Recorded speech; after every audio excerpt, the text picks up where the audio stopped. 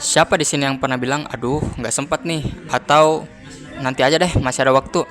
Saya yakin hampir semuanya pernah. Tapi lucunya, setiap hari kita sama-sama dikasih waktu 24 jam. Tidak ada yang dikasih bonus 30 jam. Tapi kenapa ada orang yang bisa kuliah, ikut organisasi, olahraga, dan bahkan masih punya waktu untuk keluarganya? Dan ada juga yang baru buka laptop ketika deadline-nya tinggal beberapa jam lagi. Jadi sebenarnya yang jadi masalah itu bukan karena kita kurang waktu, tapi karena kita sering salah menentukan prioritas. Nah, hari ini saya ingin mengajak teman-teman untuk membahas satu hal yang menurut saya sangat dekat dengan kehidupan kita sebagai mahasiswa, yaitu manajemen waktu. Bukan soal sibuk, tetapi soal prioritas. Nah, coba bayangkan situasi ini. Hari Senin, dosen memberi kita tugas dan bilang deadline-nya minggu depan ya. Dalam hati kita, kita langsung berpikir, masih lama kok. Nah, besoknya buka TikTok sebentar, 1 jam lewat. Lanjut scroll Instagram, dan malamnya main ML. Terus nonton 1 episode drama deh. Besoknya begitu lagi deh. Nah, sampai akhirnya tiba-tiba sudah malamnya deadline, atau malamnya sebelum deadline. Barulah kita panik, begadang, minum kopi, dan berharap tugasnya cepat selesai.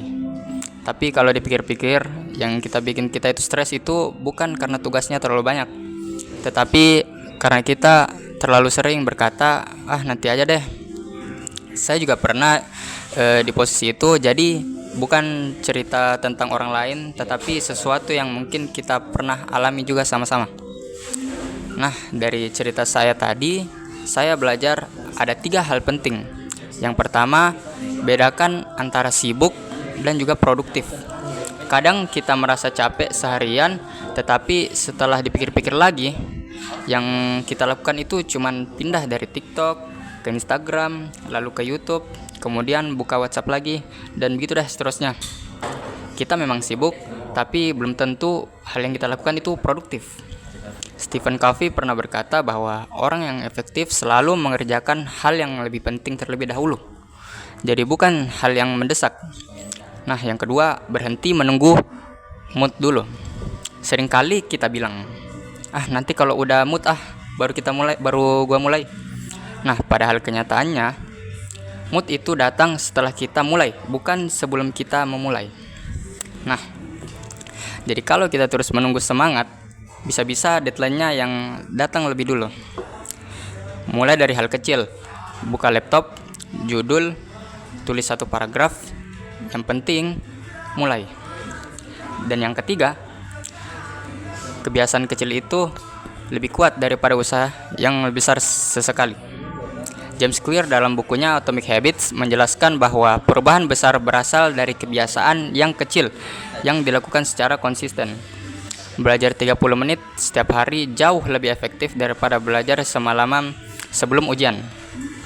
Sedikit demi sedikit, lama-lama hasilnya akan terlihat. Nah, kalau kita lihat dari sudut pandang Islam, waktu itu sangat berharga. Bahkan Allah Subhanahu wa taala berfirman dalam surah Al-Asr, yang artinya waktu bukan sesuatu yang bisa dianggap remeh. Rasulullah juga pernah mengingatkan kita untuk memanfaatkan waktu sebelum datang waktu yang lebih sempit. Jadi mengatur waktu bukan hanya supaya nilai kita bagus, tetapi juga bentuk rasa syukur atas kesempatan yang Allah berikan setiap hari. Sebelum saya menutup presentasi ini, saya ingin mengajak teman-teman melakukan satu hal yang sederhana. Jadi mulai malam ini, cobalah tulis 3 hal penting yang ingin kalian selesaikan besok. Bukan 10, cukup 3. Lalu kurangi waktu scrolling medsos kalian meskipun hanya 30 menit saja. Percaya tidak percaya, 30 menit kalau kita kumpulkan selama 1 tahun bisa menjadi waktu yang sangat berharga untuk kita belajar, mengembangkan diri, atau hal yang produktif lainnya. Karena pada akhirnya, kesuksesan bukan milik orang yang paling sibuk, tetapi milik orang yang tahu apa yang harus diprioritaskan. Terima kasih. Wassalamualaikum warahmatullahi wabarakatuh.